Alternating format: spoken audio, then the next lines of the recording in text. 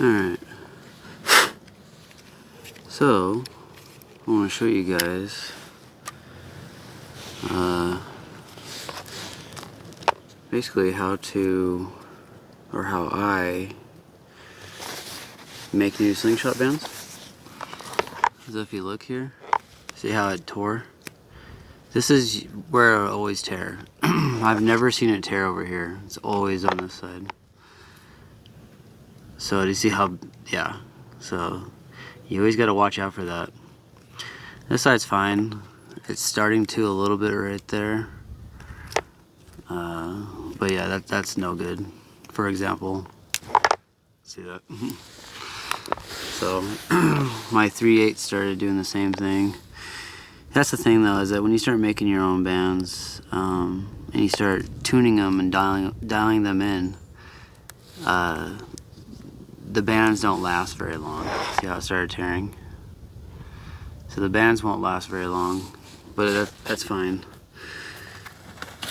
Because when you make your own, you actually save quite a bit of money. And you actually don't want to buy bands that are already put together. When the band's already put together with the tape on it, you know, like that, the tie tape, when it just sits there like that, it's kind of deteriorating as it just sits there because it's under tension. So when I cut my bands, I just leave my bands and I don't put them on pouches. I only have like two or three for 3/8, and then the same goes for my 7/16. And that way it's not sitting there under tension. Because I could just simply put them together real fast, put a pouch on it. After you've done a number of them, it's really not that hard, nor does it take very long. I've done quite a few.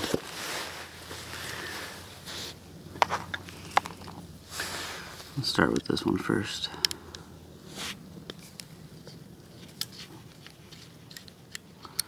What's cool about this slingshot, which is my favorite slingshot, what's cool about it is that when you loosen it, it's on a spring.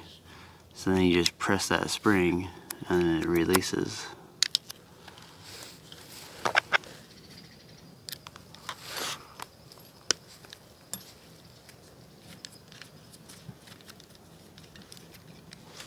And same thing.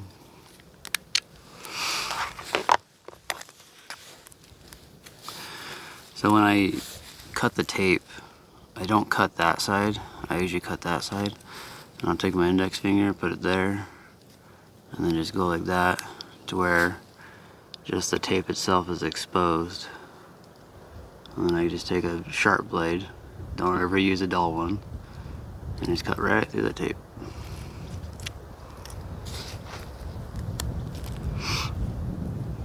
And this one's a little bit more difficult because that's where it broke. But you can still do it with this one too. Again, you just want to make sure your blade is sharp.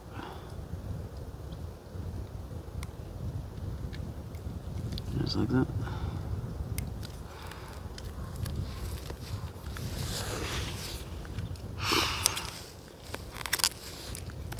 Alright, so now that I got those taken off, I gotta just take this one off.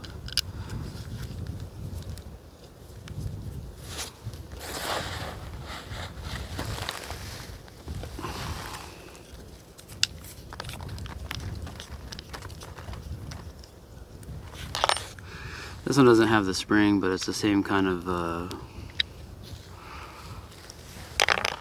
how it holds, I guess. But that spring is nice. It makes it so you don't have to hold it while tightening it.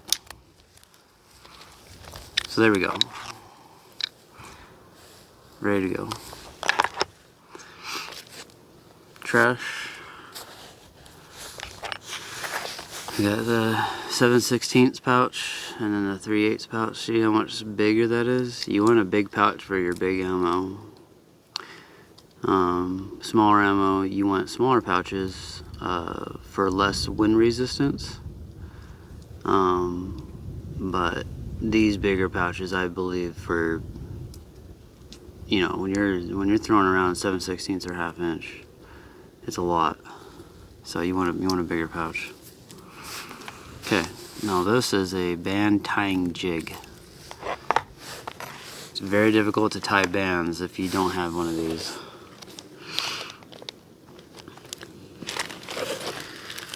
So I'm going to start with the 3/8. These are already pre-cut to 20, taper is 20 and 13. That's millimeter, by the way, 20 and 13 millimeter. Just to make sure that you cut your bands right, you always just want to compare them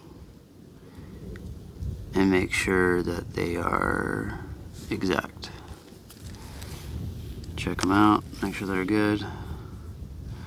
Okay. Now, you got two sides to this pouch. You always want to go through the inside, never go through the outside. So that's the inside with the writing on it, on this pouch.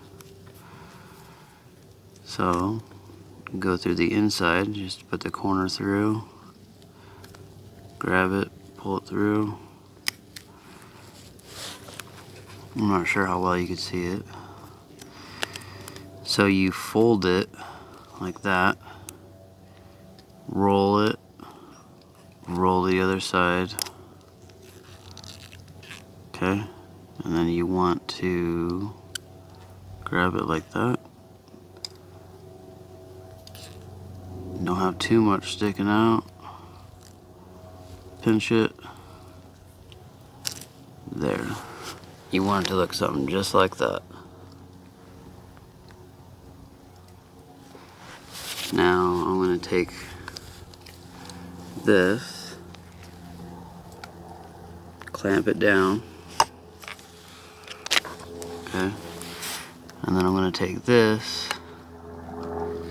put it through just like that. Now what this lever does here is it pulls it just a little bit. You don't want to pull it too much. You only want to go like 1/8 of an inch.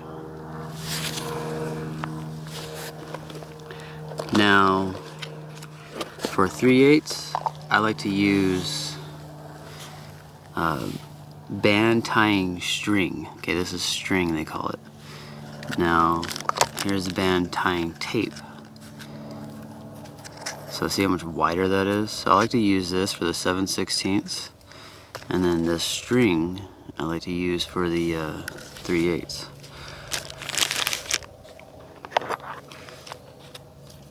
So I'll cut off about like 6 inches or 7 inches. Okay. Now here's the trick.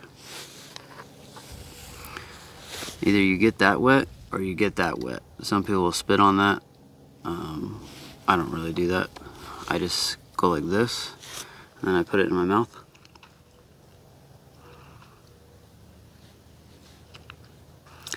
This is just a little trick to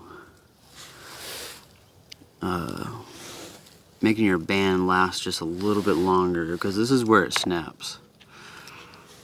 This is where it breaks. So what kind of knot do I do? You do a bow constrictor knot. You basically just wrap it a bunch of times, then you do an overhand knot. So what I do is I wrap it with a string. I wrap it about like 5 times. Not hard. I'm not putting a lot of tension on. I'm just putting just a little bit of tension on it.